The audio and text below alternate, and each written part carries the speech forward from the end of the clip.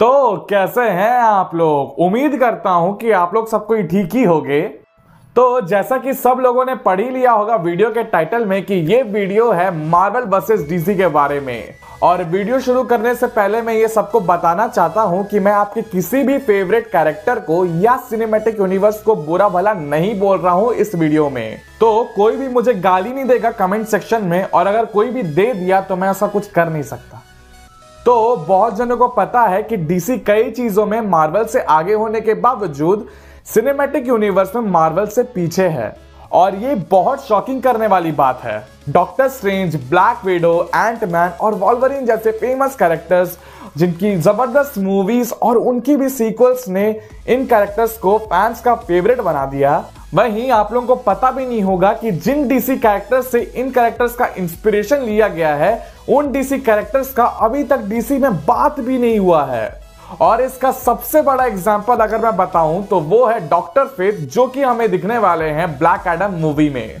पर doctor faith character से inspire doctor strange के कैरेक्टर का सीक्वल हमें ब्लैक एडम मूवी से पहले ही देखने को मिल जाएगा। तो इस वीडियो में हम लोग बात करने जा रहे हैं कि कैसे इंस्पायर्ड कैरेक्टर ओरिजिनल कैरेक्टर से पहले आकर आतंक मचा रहे हैं सिनेमैटिक यूनिवर्स में। तो चलिए शुरू करते हैं बिना किसी बकचोदी के।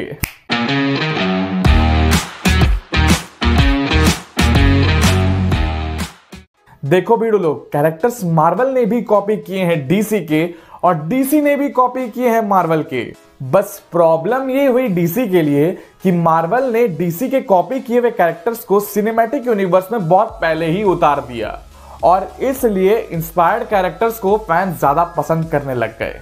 डॉक्टर फेथ को डीसी कॉमिक्स के शुरुआती सालों में इंट्रोड्यूस किया गया, जब डीसी कॉमिक्स को मोर फन कॉमिक्स के नाम से जाना जाता था। डॉक्टर फेथ का कैरेक्टर सबसे पहले दिखा मई 1940 में, जबकि मार्वल कॉमिक्स में डॉक्टर स्ट्रेंज सबसे पहले दिखे थे स्ट्रेंज टेल्स जुलाई 1963 में। नॉर्मल फैंस डॉक्टर स्ट्रेंज को बहुत टाइम से देखते आ रहे हैं, और अगर अब फैंस वैसे ही कैरेक्टर को देखेंगे जिसका काम है अपने रियलिटी को बाहर के थ्रेट से बचाए रखने का, तो उन्हें सीधा लगेगा कि डॉक्टर फेथ का कैरेक्टर डीसी ने मार्वल से चुराया है। थैनोस का भी कैरेक्टर इंस्पायर्ड है डीसी कॉमिक्स के कैरेक्टर डार्क साइड से। डार्क साइड सबसे पहले दिखा कॉमिक्स में 1970 में, जबकि थैनोस हमें कॉमिक्स में सबसे पहले दिखा 1973 में। मार्वल ने 3 फेज लगाए इन्फिनिटी वॉर और एंड गेम को सबसे बड़ा शोडाउन दिखाने के लिए। थैनोस यहां सबसे बड़ा विलन कहलाया, और उसकी एंट्री से ही फैंस समझ गए कि ये कितनी बड़ी प्रॉब्लम है अवेंजर्स के लिए। लेकिन कुछ भी बोलो, है तो थैनोस इंस्पायर्ड डीसी कॉमिक्स के डार्क साइड से, जिसकी ओरिजिन, उसका पावर लेवल और उसकी एंटी लाइफ इक्वेशन की भूख उसे थैनोस से भी ज्यादा बैडएस विलन बनाती है। और जैक स्नाइडर ये बात जानते थे, इसीलिए वो उसे 2017 में ही फैंस को दिखाना चाहते थे। लेकिन वार्नर मीडिया उनके विजन को एक्सेप्ट नहीं कर पाया, और उन्होंने एक सिंपल स्टोरी के साथ सेटल करने का फैसला किया। दूसरा वर्ड्स में कहूं तो हग दिया। और उसके बाद एक बार फिर 2018 में मार्वल स्टूडियोज ने थैनोस को डार्क साइड से भी पहले एक्शन में दिखा दिया।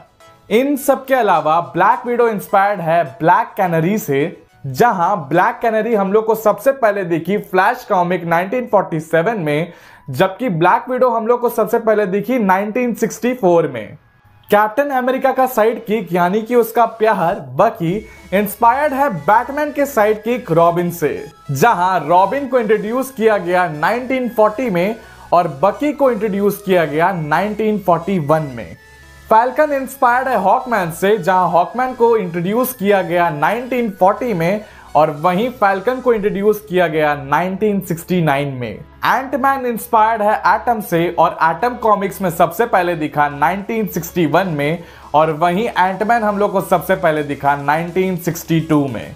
विजन इंस्पायर्ड है रेड टोर्नाडो से, मिस्टर फैंटास्टिक इंस्पायर्ड है प्लास्टिक मैन से, वुल्वरिन इंस्पायर्ड है टिंडलवुल्फ से, हॉकाई इंस्पायर्ड है ग्रीन एरो से, हल्क सोलोमन ग्रेंडी से, डेडपुल डेथस्ट्रोक से, और क्विक सिल्वर फ्लैश से। क्या आप लोगों को पता है थॉर के गॉड होने वाला पार्ट को देखकर और थेमिस क्रिया का वकांडा की तरह छुपे रहने वाला पार्ट को देखकर 2017 में रिलीज हुई वंडर वुमन मूवी को बहुत सारे फैंस ये कह रहे थे कि वंडर वुमन कैरेक्टर का कॉन्सेप्ट थॉर और ब्लैक पैंथर से मिलता जुलता है, जबकि वंडर वुमन कॉमिक्स में सबसे पहले दिखी थी 1941 में और थॉर जर्नी इनटू मिस्ट्री में 1962 में दिखा था और ब्लैक पैंथर दिखा था 1966 में। लेकिन कुछ भी कहो, इस सिनेमैटिक यूनिवर्स की रेस में मार्वल की प्लानिंग के साथ साथ लक भी बहुत साथ दिया है। फॉक्स और सोनी को कैरेक्टर्स बेचने के बाद मार्वल कॉमिक्स की उनसे डील थी कि अगर ये कंपनीज हर 3 से 4 साल में इन कैरेक्टर्स के ऊपर कोई मूवी नहीं बना पाई तो इन कैरेक्टर्स के राइट मार्वल के पास वापस आ जाएंगे।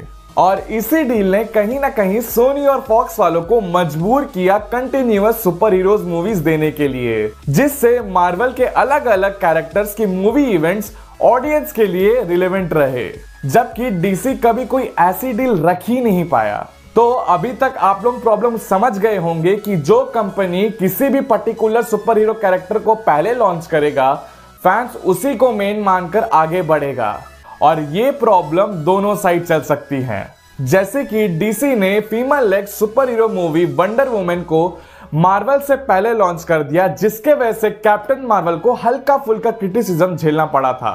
एक्वामैन का भी एग्जाम्पल बहुत इंपॉर्टेंट है। एक्वामैन मूवी सक्सेसफुल रही और इस मूवी ने डीसी को $1 बिलियन की कमाई करके भी दी थी, पर डीसी का एक्वामैन इंस्पायर्ड था मार्वल के नेमार द सबमरीनर से। नेमार मार्वल कॉमिक्स में सबसे पहले दिखा था 1939 में, जबकि एक्वामैन दिखा था 1941 में। अब इस साल के एंडिंग में एक्वामैन 2 भी रिलीज होने वाली है, जबकि नेमार मार्वल मूवीज में कब दिखेगा ये बात मैं नहीं जानता, मैं क्या कोई भी नहीं जानता। डीसी न्यू गॉड्स को भी पहले लाने वाला था, पर उस कॉन्सेप्ट को पूरी तरह स्क्रैप कर दिया गया और उन्हीं से इंस्पायर इटर्नल्स को मार्वल ने 2021 नवंबर में ही रिलीज कर दिया। अब डीसी और मार्वल के पास सुपरनैचुरल कैटेगरीज बाकी है, जहां डीसी अगर सिनेमैटिक यूनिवर्स में रेवन, जटाना, कॉन्स्टेंटेंट और ट्राइगोन जैसे कैरेक्टर को मार्वल के मून नाइट, कैप्टन ब्रिटेन और ब्लेड जैसे कैरेक्टर से पहले लॉन्च कर देगा, तो डीसी इस कैटेगरी में आगे निकल सकता है। स्पीडस्टर कैटेगरी में फ्लैश की पॉपुलैरिटी क्विक सिल्वर से भी ज्यादा है और हो सकता है कि इस कैटेगरी की रेस में डीसी अपनी पकड़ और मजबूत कर लेगा और फ्लैश की पॉपुलैरिटी और भी बढ़ जाएगी जब फ्लैश की आने वाली मूवी रिलीज होगी। सुपर विलेंस की कैटेगरी में डीसी ऑलरेडी जोकर के साथ धूम मचा चुका है और र्यूमर्स भी फैल रही है कि जोकर का सीक्वल भी बनेगा और साथ ही साथ सुपर विलेंस कैटेगरी में डीसी अपना पकड़ और भी मजबूत कर लेगा अपनी आने वाली ब्लैक एडम मूवी में। टीनेज सुपर हीरोज कैटेगरी में स्पाइडरमैन बहुत टाइम से रूल कर रहा है और इसी के वजह से मार्वल अपनी पकड़ बना चुका है स्पाइडरमैन के साथ और रिसेंटली सामने आई नो वे होम के साथ ये कैटेगरी अभी भी मार्वल के हाथों में है। लेकिन डीसी को इस कैटेगरी में थोड़ा सा पुश मिल सकता है ब्लू बीटल मूवी से। बस ब्लू बीटल का एग्जीक्यूशन कॉमिक एक्यूरेट होना चाहिए, तभी मजा आएगा।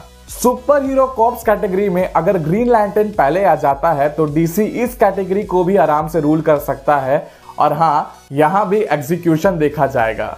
पर मार्वल ने नोवा कॉर्प्स पर मूवी या डिज्नी प्लस सीरीज पहले ही लॉन्च कर दी तो मामला मार्वल की तरफ हो जाएगा। मुद्दा यह है कि अब यह जरूरी नहीं है कि कौन सा कैरेक्टर ओरिजिनल है या कौन सा इंस्पायर्ड।